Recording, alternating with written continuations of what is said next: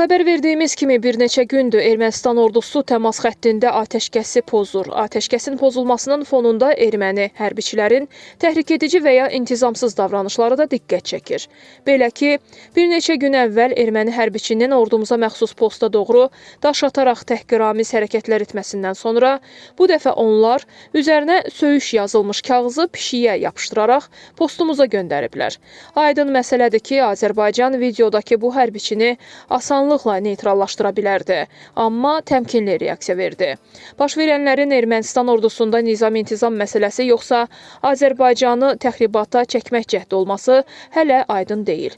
Bununla belə Ermənistan öz əskərlərinin nizam-intizamına diqqət etməli, bu cür təxribatçıları cəzalandırmalıdır. Əks halda bu cəzanı Azərbaycan özü təmin edəcək. O da məlumdur ki, erməni hərbiçilərin sərhəd zonasında nizamnaməyə zidd davranması Azərbaycan əskərlərinə qarşı təxribat xarakterli addımları Avropa İttifaqı missiyasının gözləri önündə baş verir və Ermənistan tərəfi bu varlığı öz manipulativ məqsədləri üçün istifadə edir.